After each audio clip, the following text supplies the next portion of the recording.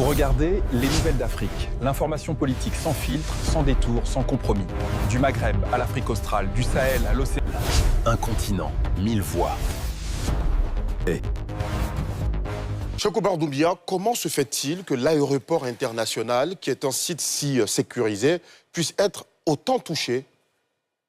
Alors, première des choses, c'est que le terrorisme, je l'ai dit au Mali il y a quelques années, et ça fait tout bizarre de répéter ça, lorsqu'il est combattu militairement, commence à agir de la sorte. Donc, c'est des cibles de haute sécurité qui deviennent visées. Et ces cibles de haute sécurité sont le lieu d'attaque qui ont pour non seulement impact de prouver qu'ils peuvent faire plus de dégâts, mais qui ont pour impact aussi la destruction de matériel.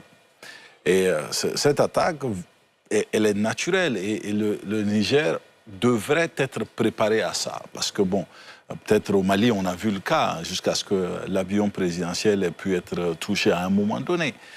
Mais cette attaque, elle est beaucoup plus conséquente. Pourquoi? Parce que le matériel touché, c'est énorme. Les drones coûtent beaucoup d'argent, jamais en dessous des 30 millions de dollars. Différents types, mais ça coûte énormément d'argent. Alors, à ce stade, des avions touchés, une base de drones touchée.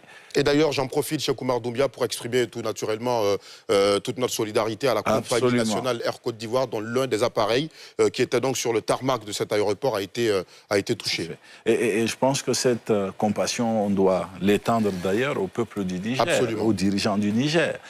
Ce qui peut-être est déplorable aujourd'hui, c'est les moyens de communication que le général Tchani, président du Niger, a choisi aujourd'hui.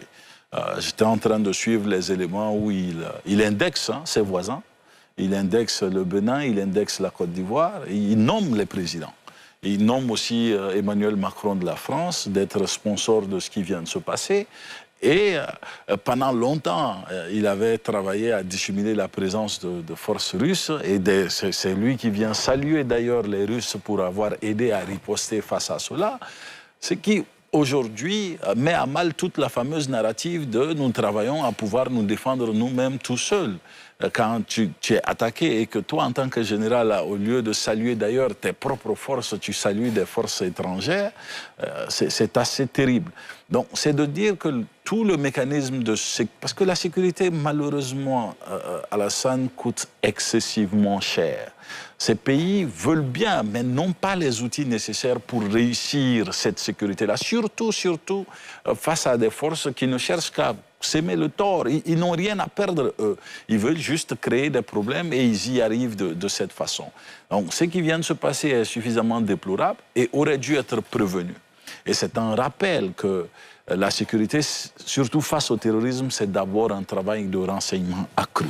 Parce que c'est les renseignements qui permettent de savoir ce que ces gens veulent faire, ce qu'ils veulent tenter de faire et travailler à prévenir le mal. À partir du moment où les combats sont engagés, c'est les citoyens qui sont terrorisés, c'est les vies qui sont brisées, c'est les militaires qui perdent la vie, c'est du matériel qui a coûté excessivement cher parce que ces populations aujourd'hui souffrent le martyre parce que presque tout l'argent de ces pays vont dans des armes et vont dans l'équipement militaire. S'il faut qu'après avoir acquis tout cet équipement, des gamins armés de Kalachnikov viennent créer tout ce désordre, franchement, c'est terrible. Maurice Grandbouté. Je trouve que c'est un peu tôt pour se prononcer sur le fond de l'attaque parce que des informations qu'on a reçues du gouvernement nigérien, on n'a pas vraiment d'informations très précises sur la nature des armes qui ont été utilisées, sur les personnes. On reste toujours dans certaines hypothèses parce qu'il n'y a pas de preuves qui sont réellement avancées. Second élément, ça ne me rassure pas trop parce qu'on a pu voir ces derniers jours que le Mali est devenu la première puissance militaire, je crois, de l'UEMOA.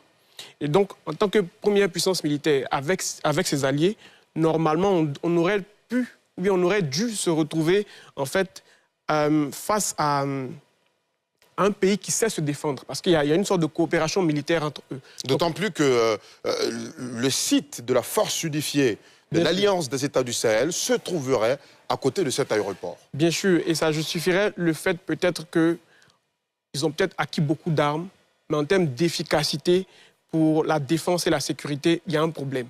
On se retrouve avec des pays qui sont enclavé. Le Burkina a peut-être 8 pays à ses frontières.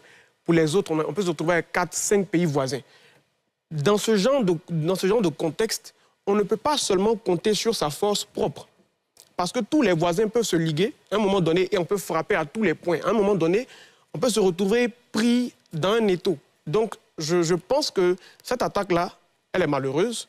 Mais en même temps, ça devrait interpeller l'AES sur le fait que pour se défendre, elle a intérêt à coopérer avec la CEDEAO. Très bien.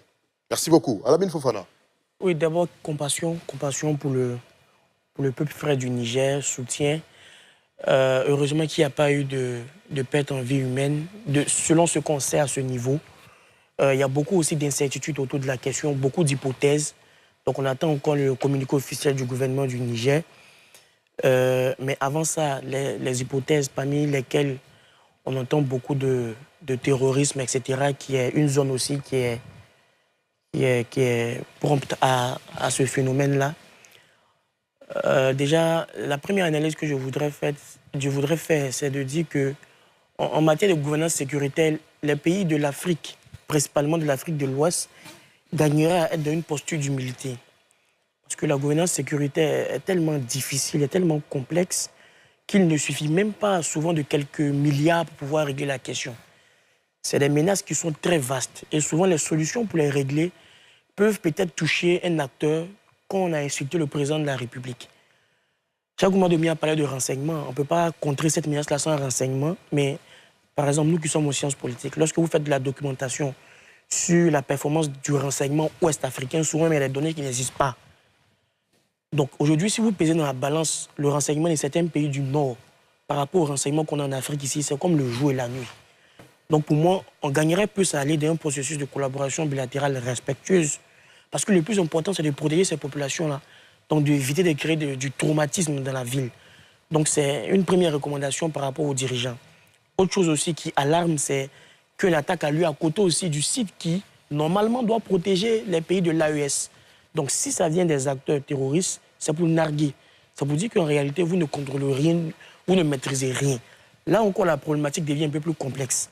Donc, il faut quitter dans cette logique de victimisation. Très bien. Et pour moi, rentrer dans un processus de collaboration pour qu'on puisse régler ces problèmes-là et ne plus assister à ce genre de situation. Oui, Nguessan, rapidement. Déjà, tout ce qu'ils ont dit est exact, mais moi, je vois planer l'ombre aussi de la société Orano, puisque les jours précédents, il y a eu des événements.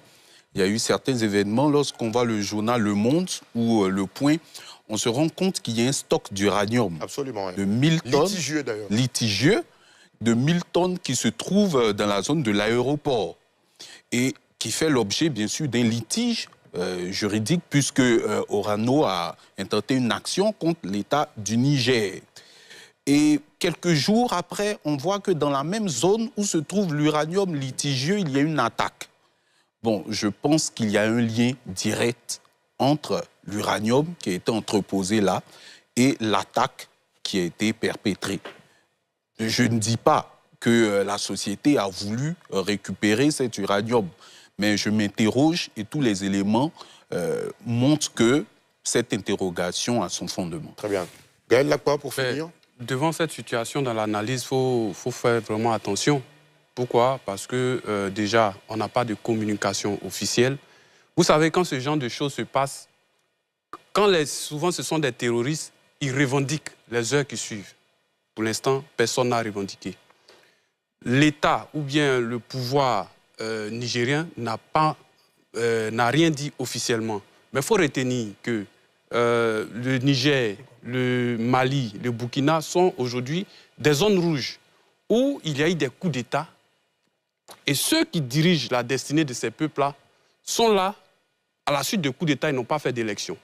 Alors, si on veut pousser la réflexion, est-ce que c'était une attaque qui voudrait, ce sont des hypothèses, qui voudrait aller vers un coup d'État, ou bien est-ce que c'était une action terroriste? Alors, premièrement, tentative de coup d'État, on se pose la question. Deuxièmement, est-ce que c'était une manœuvre technique d'affaiblir même l'armée? Et puis, troisièmement, est-ce que c'était une sortie sporadique terroriste? Certainement, quand les communications officielles viendront, on aura plus de détails. Mais le fait le simple fait qu'aujourd'hui, on a entendu dans l'élément, depuis 23h jusqu'à minuit, 1h du matin, là-bas, très tardivement, les choses sont passées. Même ce matin, Air Côte d'Ivoire a pu faire un communiqué pour dire ce qui est arrivé à son aéronef. Mais jusqu'à présent, l'État, le général, n'a pas pu faire une communication officielle, ce qui présage et veut dire qu'ils ont certainement été touchés. Ils ont été touchés, on n'a pas de bilan matériel, on n'a pas de bilan humain jusqu'à cette heure. C'est que ça veut dire quelque chose. À quoi le peuple doit s'attendre pour cette nuit-là? Vraiment, est-ce qu'ils sont en sécurité? Il faut qu'ils sortent officiellement pour rassurer tout le monde. Fin de cette édition, vous en voulez plus? Abonnez-vous et activez la cloche pour ne rien manquer. Rendez-vous demain, même heure, même chaîne. À bientôt.